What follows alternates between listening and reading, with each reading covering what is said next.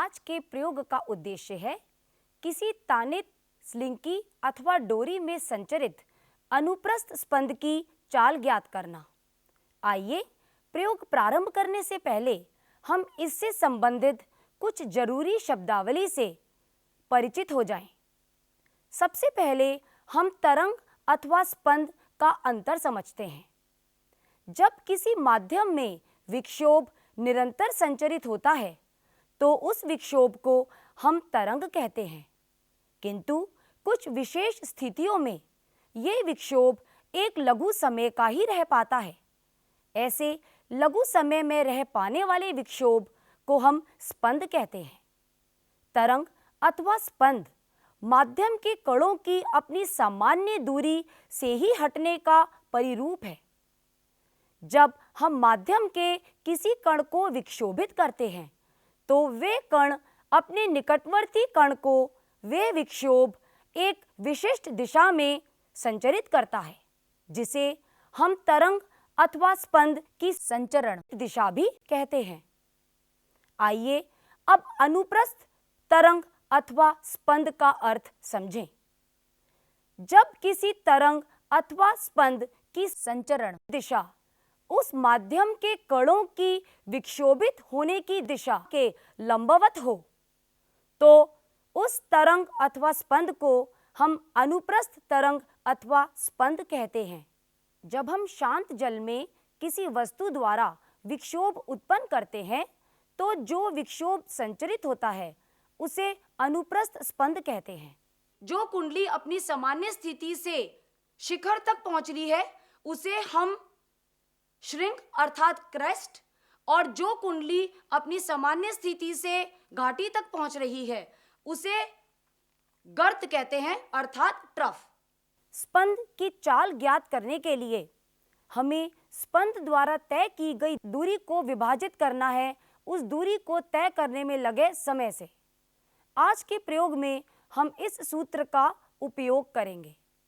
तो आइए अब हम देखें कि हमें आज के प्रयोग में किन किन उपकरणों की जरूरत होगी। एक स्लिंकी,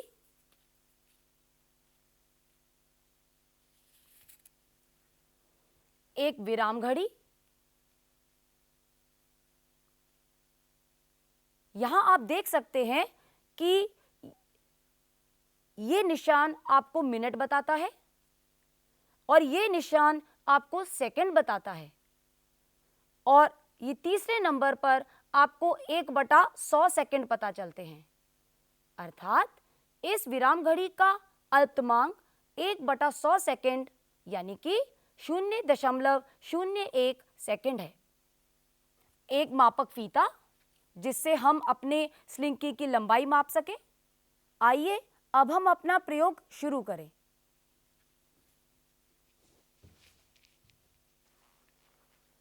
आज के प्रयोग को करने में मेरे दो साथी जॉय और संजय मेरी सहायता करेंगे। एक सिरे को मैंने संजय और दूसरे सिरे को जॉय को दिया है।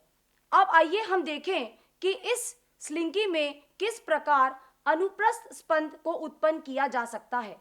यहाँ हम याद रखें कि हमें ज्यादा तनाव नहीं देना, अन्यथा स्पंद की चाल अधिक हो जाएगी जिससे हमें चाल का प्रेक्षण करने में कठिन होगा। आपको यहाँ याद रखना है कि स्पंद आप तभी उत्पन्न करें जब आपकी स्लिंकी विराम अवस्था में हो। आप इस तरह बीच में हाथ रख के भी अपनी स्लिंकी को विराम अवस्था में ला सकते हैं।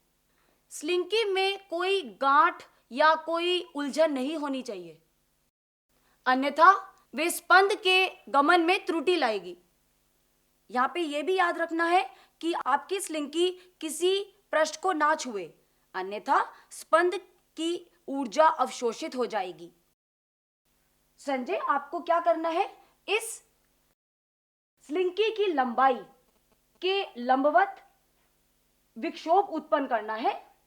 या तो आप इसको दाएं बाएं कर सकते हैं या इसको ऊपर नीचे दे सकते हैं। तो आप इसको संजय ऊपर नीचे झटका देंगे जिससे इसमें स्पंद उत्पन्न होगा। आप करिए, एक बार जोर से झटका दीजिए।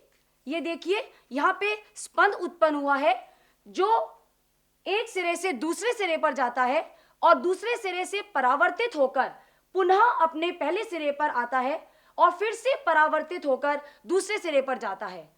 इस तरह से ये यहाँ पे 6 से 8 यात्रा पूरी कर सकता है।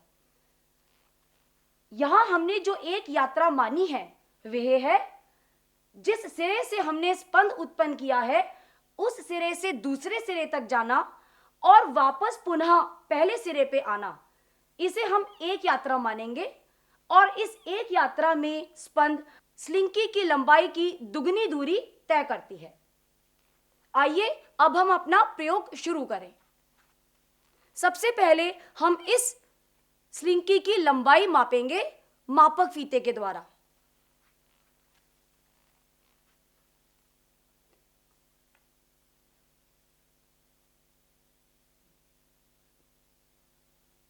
आपको इस मापक फीते को इस स्लिंकी के अवनमित पथ के अनुदिश रखना है, अर्थात इस स्लिंकी के सैग्ड पाथ के अलोंग।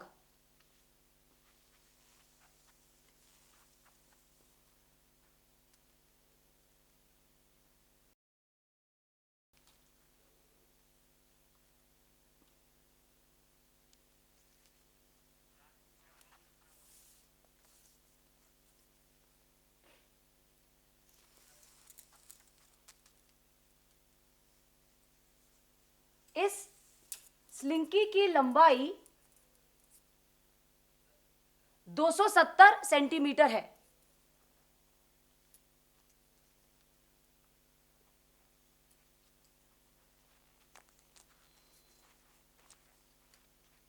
अब हम इसमें स्पंद उत्पन्न करते हैं और हम 5 यात्रा को पूरी करने का समय मापते हैं विराम घड़ी के द्वारा। और याद रखें कि जब आप स्पंद उत्पन्न करें उस समय आप विराम घड़ी को चालू करें और स्पंद जब अपनी 5 यात्रा पूरी कर ले तो आप इस विराम घड़ी को बंद कर दें। करें 3 4 5।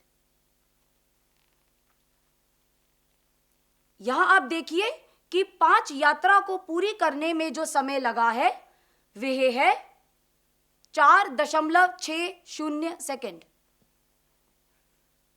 अब हम इसी प्रेक्षण को स्लिंकी की लंबाई बदलकर दोहराएंगे। अब हम इस स्लिंकी की लंबाई मापते हैं।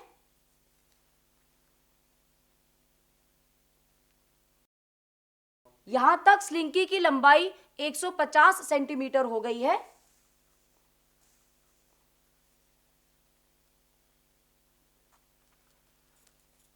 अब आप देखें कि कुल मिलाकर स्लिंकी की लंबाई 150 और 65 को जमा करके 215 सेंटीमीटर है। अब हम इस स्लिंकी में स्पंद उत्पन्न करेंगे और स्पंद द्वारा इस लंबाई की 5 यात्रा को पूरी करने का समय मापेंगे।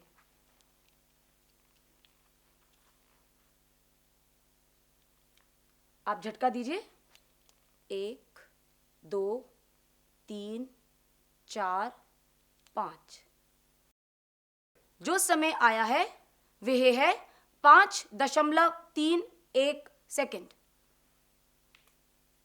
अब हम तीसरे प्रेक्षण के लिए फिर से स्लिंकी की लंबाई को बदल देते हैं। स्लिंकी की लंबाई 185 सेंटीमीटर है।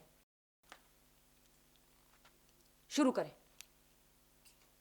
2 3 4 5। देखिए कितना समय आया है, वह है 4.94 सेकंड।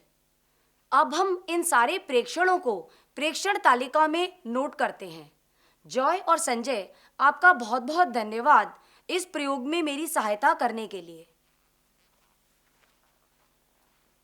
हमने सभी प्रेक्षणों को प्रेक्षण तालिका में नोट कर लिया है। आइए इस प्रेक्षण तालिका को देखें। जब हमने स्लिंकी की लंबाई 270 सेंटीमीटर ली तो उसमें स्पंद की चाल 5.9 मीटर प्रति सेकंड आई। 215 सेंटीमीटर की लंबाई में स्पंद की चाल 4.1 मीटर प्रति सेकंड आई। और जब हमने स्लिंकी की लंबाई 185 सेंटीमीटर ली तो उसमें स्पंद की चाल 3.7 मीटर प्रति सेकंड आई। इस प्रकार हम स्लिंकी की अलग अलग लंबाई लेकर स्लिंकी में संचरित स्पंद की चाल ज्ञात कर सकते हैं। आज के प्रयोग में हमने देखा कि तानित स्लिंकी की भिन्न भिन्न लंबाई के लिए स्पंद की चाल भिन्न है। ऐसा क्यों है? आप इसका कारण जानने का प्रयास करें। आइए अब हम दोहराएं कि हमने आज के प्रयोग से क्या सीखा। आज हमने ये सीखा कि किसी भी तानित स्लिंकी में किस प्रकार अनुप्रस्थ स्पंद उत्पन्न किया जा सकता है। स्पंद की चाल ज्ञात करने के लिए हमने स्पंद द्वारा तय की गई दूरी को नापा और उस दूरी को तय करने में लगे समय को हमने विराम घड़ी से मापा। हमने जिस सूत्र का उपयोग किया वह है स्पंद की चाल बराबर है स्पंद द्वारा तय की गई दूरी बटा उस दूरी को तय करने में लगा समय। यहाँ आप ध्यान रखें कि हमने 5 से 6 यात्रा ली। आप स्पंद की चाल एक यात्रा से भी निकाल सकते हैं, परंतु उसमें बहुत त्रुटि होगी। आज के प्रयोग में हमने स्लिंकी का उपयोग किया। यदि आपको स्लिंकी ना उपलब्ध हो तो आप इस तरह की एक 4 से 5 मीटर सूती लंबी डोरी का भी उपयोग कर सकते हैं।